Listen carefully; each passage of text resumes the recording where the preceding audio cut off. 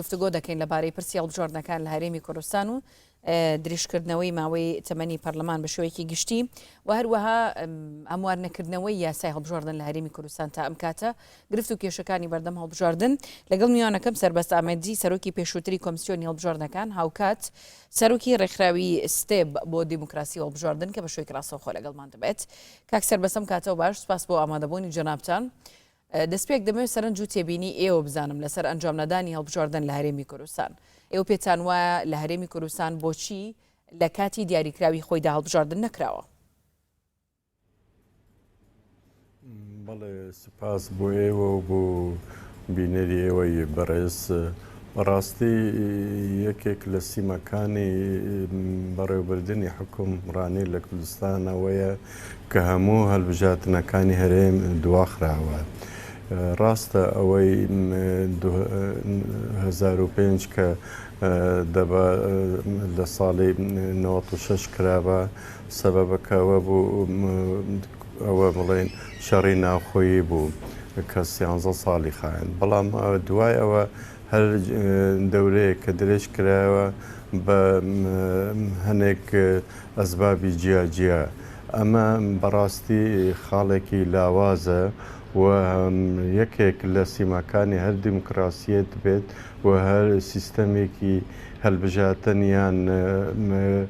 عملیەی هەڵبژاردن لە هەر وڵاتێک دەبێت لە کات و وەختی خۆیدا بکرێتن. ئەمە زۆر ئەگەری هەیە، بە تەسەوری من ئەگەری سیاسی هەیە، ئەگەری یاسایی هەیە، ئەگەرێکی گرنگیشەوە ئێمە هەرێم تا ئێستا دەستورمان نییە و دەبا لە دەستورەکە ئەگەر مستەقبەلیش بکرێتن وادەی هەڵبژاردن لە دەستوردا دەستنیشان بکرێت تا کەس بووی نەبیتن، چ لایەنێک چ گرۆپێکی سیاسی چ کوتلەیەکی سیاسی یان بە هەر هۆیەک بی هەڵبژاردنەکە لە کاتی خۆیدا نەکرێتن. و ئەو ئەگەرانەی کە ئێستا باسی لێ دەکەن ئەگەر یاسایە یان کۆمسیۆن بوو و کارانەکرایە خۆ کات لە بەردەم سەرۆکایەتی پەرلەمان هەبوو کاری لەسەر بکاتن بۆ بیخەنە وەختێکی ئەوهادا کە هەموو کێشەکانی کوردستان و عێراق ئێستا پەیوەستە بە ڕێککەوتن لە چوونەتی دانان و جوونەتی تەشکیلکردنی حکوومەت لە بەغدا واتە مەسیری ئێمەش بەداخەوە بە شێوەیەکیان شێوەیەکی تر بە کێشەی و ئەزمەی سیاسی لە بەغداوە بەستراوە. بەشەکەک سەربەسیانی ئەو کێشانەی کە لە هەرێمی کوردستان باسی لەوە دەکرێت هەڵوێستی لایەنە سیاسیەکان بۆ ئەنجام نەدانی هەڵبژاردن دەکرێت بڵین نوێنەکردنەوەی تۆماری دەنگدەران، ئامادەنەبوونی کۆمسیۆن ئەمانە گرفتن لە بەردەم ئەوەی کە هەڵبژاردن لە کاتی خۆیدا بکرێ؟ بەڕاستی بە تەسەوری من ئەمانە گرفتن، بەڵام چارەسەریان بۆ هەیە و کاتیش هەبوو، بەڵام باشتێکیش بزانین خۆ ئەو هەڵبژاردنە هەمووی لە کوردستان کراوە هەر لەسەر بە و سیستەمە کراوە و بە سجلەی یان تومارکردنی دەنگدەران کراوە. واتە هەمان ئەم بەڕێزانەی کە ئێستا لە دەسەڵاتن و لە ئەنجومەنی نوێنەران بەو کۆمسیۆنە بووینە نوێنەروە بەو سجلە بووینە ئەندام لە پەرلەمان. واتە بوو ئەو کاتە کێشەکانی سەرەکی نەبووە. من ناڵێم کێشە نییە، من دەڵێم ئەوانە کێشەنە، بەڕاستی دەبێت چارەسەر بکرێت، بەڵام بوو نابیتە نەیان کردە ئەگەرێکە هەڵبژاردن نەکرێت یان دوا بخرێتن یان مقاتعە بکەن لەسەر ئەوە ئێستاش هەڵبژاردن بکرێت. بەو هەموو کەم و کورتیە بە تەسەور ناکەم لایەنێک هەبیتن مقاتعی بکەواتە هەموو لە زمنیان پەیوەستن بەوە و هەموویان زمنیان بڵێن موافقن لەسەر ئەوە و ئەمە لە مانگی دوو بیرم دێت سەردانێکی پەرلەمانمان کرد وەک نوێنەری چەند ڕێکخراوێکی NGO پێمانوت ئەگەر نیاز هەیە بوو چارەسەرکردنی ئەو کێشە و ئەتوانن چارەسەری بکەن و ئەگەر وادەکەش دوا بخرێتن با دوو سێ مانگ قەیناکە بەس ئەتوانن بیکەن ئەگەر ئێرادە هەبێت، بەڵام کە ئەگەر ئێرادە نەبێت هەموو کێشەکان هەر تەجیل دەکرێن و دوا دەخرێن و تا لە ئەخیری هەڵبژاردنەکانیش دوا دەخرێن وەک هەموو جارێ لە هەموو دەورەکانی پەرلەمانی کوردستان. باشە کاک سەربەستیانی کۆمسیۆن پێویستی بە چەند دەبێت بۆ ئەوەی ئامادەکاری تەواو بکات بۆ ئەنجامدانی هەڵبژاردن لە هەرێمی کوردستان بەم هەلو مەرج و بەم بارودۆخە سیاسی ئێستا کە هەرێمی کوردستان تێدایە. هەر کۆمسیونێک تا هەڵبژاتن ئەنجام بداتە پێویستی بە چەند مەرجەکە یەکەم یاسایەک هەبیتن کە لەسەر ڕێککەوتە بوون، دووەم میزانیە واتەپارەکە هەبیتن و سێەمیش وادەی هەڵبژاتن دەستنیشان بکرێتن تا خشتەکەی کارەکەیاندانن بە پێی پەیڕەوی ناوخۆی کۆمسیۆن هەڵبژاتنی هەرێمی کوردستان پێویستیان بە 6 مانگە واتە هەر مەوعدێکدانن دەبێت 6 مانگ، بەڵام ئێستا بەو مەرجانەی کە هەنێک لایەن داوا دەکەن بە تەسەوری من 6 مانگیش کەمە بوو هەڵبژاتنێکی داهاتوو ئەگەر بەیانەوێت بە سیستەمی بایۆمەتری کاری بکەن ئەو ئەجیزانەی لە بەغدا ئیشە پێ دەکەن کاری پێ بکەن دەستکاری لە یاسای هەڵبژاتن و لە سیستەمی هەڵبژاتن و لە بازنەکان بکرێت ئەوە چونکە ئەوە کێشەکە بوو کە ئەمە چەندین مانگە چەندین کوبوونەوەش بە ئامادەبوونی پلاس خارتیش بەڵام نەگەیشتنە هیچ ڕێککەوتنێک چونکە وەک لە ئەوەلی ئیشارەتم پێدا بە تەسەوری من هەمووی کێشەی سیاسیە پەیوەستە بەو کێشەی و ئەزمە ئێستا لە بەغدا هەیە. باشە خودی یاسای هەڵبژاردن لە هەرێمی کوردستان ینی زۆرێک لە هێزە سیاسیەکان داوای ئەوە دەکەن کە یاسای هەڵبژاردن دەبێت هەموار بکرێتەوە بە دیاریکراوی حەزبەکانی ئۆپۆزیسیۆن و تەنانەت یەکێتیش لە پێشووترا داوای ئەوەی دەکرد کە یاسای هەڵبژاردن هەموار بکرێتەوە لە جیاتی ئەوەی بە یەک بازنە هەڵبژاردن لە هەرێمی کوردستان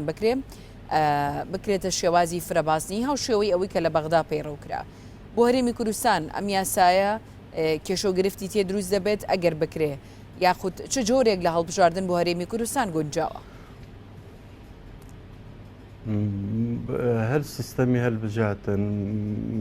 بەبێ شەک کەم و کورتی خۆی هەیە و خاڵی بەهێزیش هەیە ئەو سیستەمەی کە تا ئێستا هەڵبژاتن لە کوردستان پێیوەکرا بۆ پێی دەکرا زۆر خاڵی بەهێزی هەیە بەڵام معنە ئەوە نییە خاڵی لاوازیش نییە کە خاڵی هەرە سەرەکی لەمەدا تەمسیلی جوغرافی نییە واتە کەس ناتوانێت لەندان پەرلەمانە بڵێت ئەمە نوێنەری فلان ناوچەمە ئەمە خاڵێکە بەڵام بەتەسەوری من ئەگەر یاساکە هەمواریش بکرێ یەکێک لە پێوەرەکانی هەر سیستەمێک دەبێ ئەغلەبیە متتەفق بێ لەسەر واتە ناکرێت سیستەمێک فەرز بکرێت لە لایەنێک کە زورینەی هەبێ لە پەرلەمان و خەڵکانی دیکە پێی رازی نەبن چونکە ئەمە دەبیتە سەبەبی ئەوە کێشە ئەنجامترێت لە پرۆسەی هەڵبژاتن کە دوور نییە ببیتە ئەگەری ئەوانێک لاەن بایکۆتی هەڵبژاتن بکەن بۆیە بە تەسەوری من ممکنە کوردستان بکرێتە 12 بازنە ممکنە سیستەمێکی دیکەی هەیە پێی دەڵێن بەعەرەبی مختەڵات واتە مەسەڵەن سەدا چلی هەرێمی کوردستان بکرێتە یەک بازنەوە ئێستا هەیە و ئەو 16ەکەی دیکەش کوردستان بکرێتە 12 بازنە بەو پێوارانێکە هەڵبژاتنی دەی ساڵی 2021 ئەنجومەنی نوێنەرانی بەغدا لە ئەنجام بەس خاڵی گرنگەوەیە خەڵکێک ئەو لایەنە سیاسەکان لەسەری ڕێککەون و مەبەستیش ئەوە بیتن بەهێزکردنی بەشداری خەڵک لە هەڵبژاتن نەک بەهێزکردنی پایە و مرکزی ئەو حیزبە لەسەر حیسابی حیزبێکی تر. باشەکە سەربەسیانی زۆر جار باستەوە دەکرێت ئێستا کە ئەوەی جێ مشتومڕە لە پەرلەمانی کوردستان حەزبەکانی ئۆپۆزیسیۆنی نیگەران کردووە پرسی با بڵین درێژکردنەوەی تەمەنی پەرلەمانە و بڕیار وایە دوای درێژکردنەوەی تەمەنی پەرلەمانیش یاسایی هەڵبژاردن و هەروە کۆمسیۆنیش لە پەرلەمانەوە کارا بکرێتەوە پەرلەمانێکی ماوە بەسەرچوو دەتوانێت کۆمسیۆن کارا بکاتەوە دەتوانێت هەمواری یاسای هەڵبژاردن بکات تا چەند ئەمە لە ڕووی یاسادانانەوە شرعیەتی دەبێ خۆ مشکلە لەوەدایە هەر پەرلەمانێکیان هەر ئەنجومەنێک کە نوێنەرەتی خەڵکێکیان ناوچەیەک بکاتن لە یاسادا هاتووە و لە هەموو پێوەرەکانی نی دەوڵەتی کە تەمەنەکەی 4 ساڵە واتە خەڵک شەرعیەتی بەو پەرلەمانەیان ئەو انجومەنەدایە بوو 4 ساڵە وەک عەقدێک کە نێوان خەڵکێک و ئەو پەرلەمانە و ئەو حکومەتەکە و عەقدەکە تەواو بووە وەک چۆن لایەنێک بە تەنیا عەقدەکەی درێژی بکاتوە لایەنی دیکە ڕێی ئەو خەڵکەن ئەوە نەگیراوە بەڵام هیچ حلێکی دیکەشی نییە چونکە ئەگەر درێژ نەکرێتەوە واتە هەرێمی کوردستان دەمێنیتن بەبێ حکوومەت و بەبێ پەرلەمانێک یان پەرلەمانێکی پەککەوتوو و ئەو کێشەکان هەرماون ئەو کێشانەش کە دەبێت چارەسەر بکرێن لە پەرلەمان دەبێت چارەسەر بکرێن واتە ڕاستە لە پێوەرەکانی نێودەوڵەتی بۆ هەر هەلبژاتنێکی پاک و پێکەت خاڵێکی سەرەکی هەری بەهێز ئەوەیە کە هەلبژاتنەکەت لە کات و وەختی خۆیدا دیاری کراوە ئەنجام بدرێت کە نەدرێتن ئەوە دەبیتە ئەگەری ئەوە خەڵکەکە سیقەتی بەو